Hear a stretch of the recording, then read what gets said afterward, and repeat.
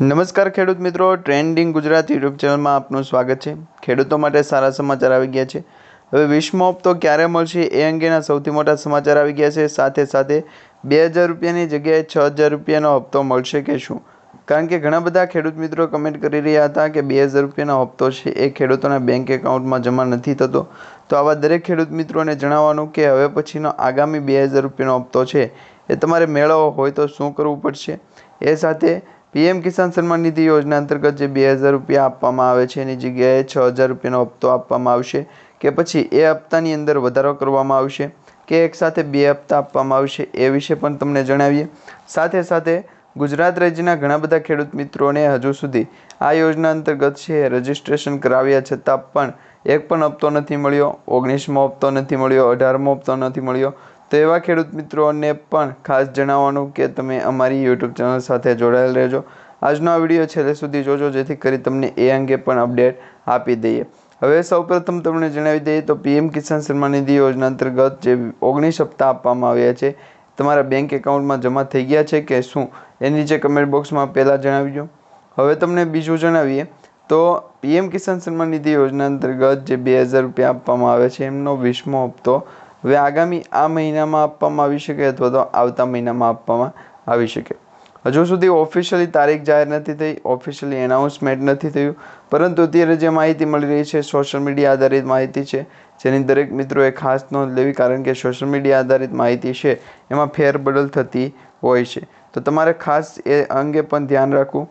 હવે તમને જણાવી દઈએ તો પીએમ કિસાન સન્માન નિધિ યોજના અંતર્ગત જો તમે રજીસ્ટ્રેશન કરાવો છો તો 2000 રૂપિયાની જગ્યાએ 6000 રૂપિયા પણ મળી શકે, પરંતુ એ મુંબઈ, મહારાષ્ટ્ર અથવા તો મધ્યપ્રદેશ અમુક એવા રાજ્યો છે, રાજસ્થાન જેવા રાજ્યો છે ત્યાંના ખેડૂતોને જ આવી યોજનાઓ અંતર્ગત વધારે લાભ આપવામાં આવતો હોય છે, એટલે કે ડબલ ફાયદો આપવામાં આવતો હોય છે, નહીં કે ગુજરાત રાજ્ય સરકાર દ્વારા।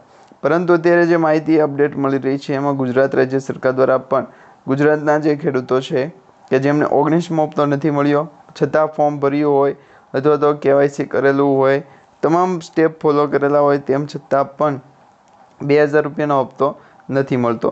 તો આવા ખેડૂતોએ શું કરવું?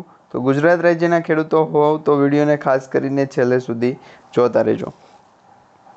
હવે તમને મિત્રો જણાવી દઈએ તો પીએમ કિસાન સન્માન નિધિ યોજના અંતર્ગત ભારત સરકાર છે એ દેશના લાખો લોકો માટે અનેક પ્રકારની યોજનાઓ ચલાવે છે જેમાં એક સૌપ્રથમ મહત્વની યોજના છે પીએમ કિસાન યોજના। હવે આ પીએમ કિસાન યોજના અંતર્ગત રજીસ્ટ્રેશન કરાવવા માટે તમારે આ ખેડૂત પોર્ટલ ઉપર જઈને પણ રજીસ્ટ્રેશન કરાવો અથવા તો પીએમ કિસાનની જે ઓફિશિયલી વેબસાઇટ છે એના પર જઈને પણ રજીસ્ટ્રેશન કરાવો।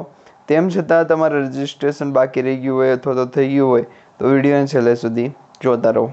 હવે જે પણ મિત્રોનું રજીસ્ટ્રેશન સક્સેસફુલી થઈ ગયું છે એવા મિત્રોને પીએમ કિસાન સન્માન નિધિ યોજના અંતર્ગત લાભ લેવા માટે જે છે એ ફોર્મ ઓનલાઈન જે પીએમ કિસાનનું જ હોય એ પીએમ કિસાનનું ઓનલાઈન ફોર્મ ભરવું પડશે। જો એ ફોર્મ ભરેલું હોય તો એનું સ્ટેટસ ચેક કરવું પડશે। સ્ટેટસ ચેક કરવા માટે તમારા મોબાઈલ નંબર ઉપર એક મેસેજ આવ્યો છે, ઓટીપી આવ્યો હોય અથવા તો બેનિફિશરી લિસ્ટ તમે ચેક કરો તો એમાં પણ તમારું સ્ટેટસ છે એ દર્શાવી દેવામાં આવતું હોય।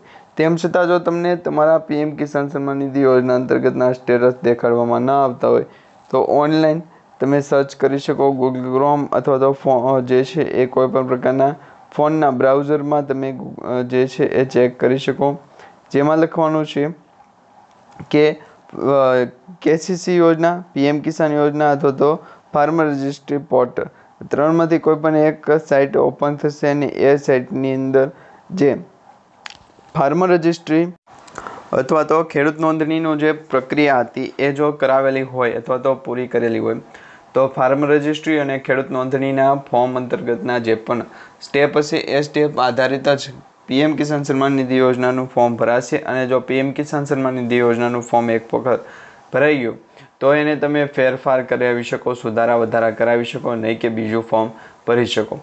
તો પીએમ કિસાન સન્માન નિધિ યોજના અંતર્ગત રજીસ્ટ્રેશન કરાવવા માટે તમારે છે એ સૌપ્રથમ સીએસસી સેન્ટર અથવા તો વિલેજ ઓપરેટર પાસે જવાનું છે, એની મુલાકાત લેવાની છે। ગ્રામ પંચાયતની પણ મુલાકાત તમે આમાં લઈ શકો છો। તેમના થ્રુ છે તમને વધારે અપડેટ અને માહિતી પણ મળતી રહેશે।